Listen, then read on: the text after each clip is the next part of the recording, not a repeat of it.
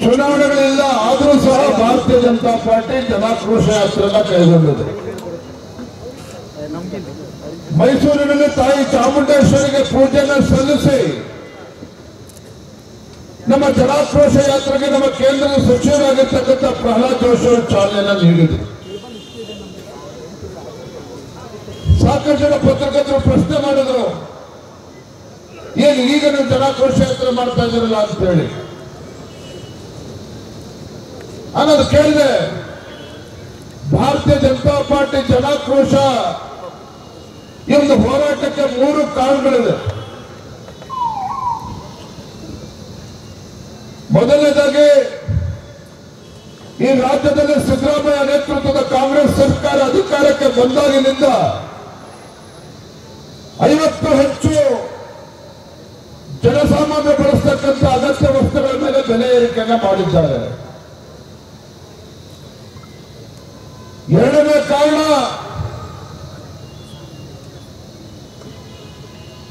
ಮೊನ್ನೆ ಸಿದ್ದರಾಮಯ್ಯವರು ಮಂಡ್ಯದ ಮಾಡಿದಂತ ಬಜೆಟ್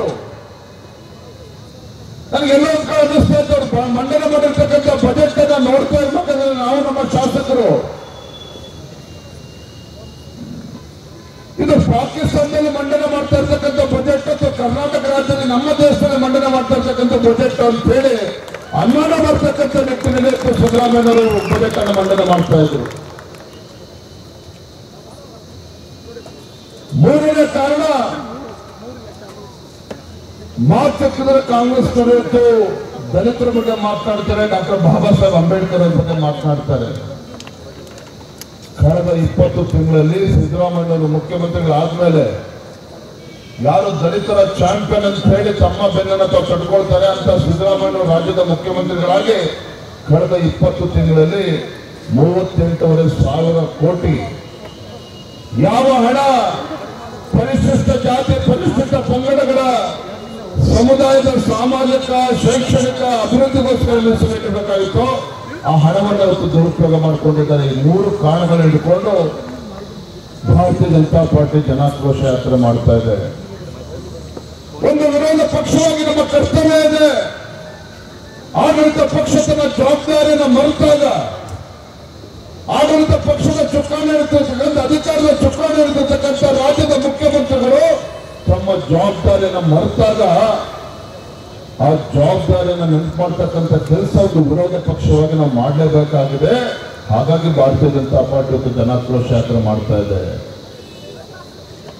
ನಾನು ಬೀದರ್, ಗುಲ್ಬರ್ಗದಲ್ಲಿ, ಬಿಜಾಪುರದಲ್ಲಿ ರಾಜ್ಯದ ಮುಖ್ಯಮಂತ್ರಿಗಳು ಮಾತನ್ನು ಹೇಳಿದೆ. ಮಾನ್ಯ ಸಿದ್ದರಾಮಯ್ಯರೇ, ರಾಜ್ಯದ ಮುಖ್ಯಮಂತ್ರಿಗಳಾಗಿ ಎಷ್ಟು ವರ್ಷ ಇದ್ದೀರಿ ಅಂತ ದಾಖಲೆ ನಿರ್ಮಾಣ ಮಾಡೋದಲ್ಲ, ರಾಜ್ಯದ ಮುಖ್ಯಮಂತ್ರಿಗಳಾಗಿ ಎಷ್ಟು ವರ್ಷ ಕುರ್ಚಿನಲ್ಲಿ ಕೂತಿದ್ರಿ ಅನ್ನೋದು ಮುಖ್ಯ ಅಲ್ಲ. ರಾಜ್ಯದ ಮುಖ್ಯಮಂತ್ರಿಗಳಾಗಿ ಈ ನಾಡಿನ ರೈತರ ಕಣ್ಣೀರಿಸ್ತಕ್ಕಂಥ ಕೆಲಸ ಮಾಡಿದ್ದೀರಾ. ಈ ರಾಜ್ಯದ ಮುಖ್ಯಮಂತ್ರಿಗಳಾಗಿ ಈ ನಾಡಿನಲ್ಲಿರ್ತಕ್ಕಂಥ ಬಡವರ ಕಣ್ಣೀರಿಸ್ತಕ್ಕಂಥ ಕೆಲಸ ಮಾಡಿದ್ದೀರಾ. ರಾಜ್ಯದ ಮುಖ್ಯಮಂತ್ರಿಗಳಾಗಿ ಈ ರಾಜ್ಯದಲ್ಲಿರ್ತಕ್ಕಂಥ ಹಿಂದುಳಿದ ಸಮುದಾಯಗಳು, ಪರಿಶಿಷ್ಟ ಜಾತಿ ಪರಿಶಿಷ್ಟ ಪಂಗಡಗಳ ನೋವಿಗೆ ಸ್ಪಂದನೆ ಮಾಡ್ತಕ್ಕಂಥ ಇದು ರಾಜ್ಯದ ಜನ ಪ್ರಶ್ನೆ ಮಾಡ್ತಾರೆ.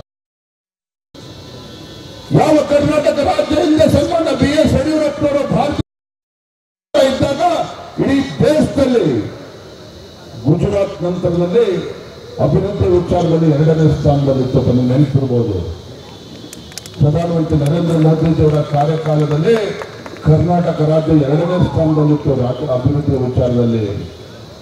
ಅದು ಅದೇ ಕರ್ನಾಟಕ ಸಿದ್ದರಾಮಯ್ಯ ರಾಜ್ಯ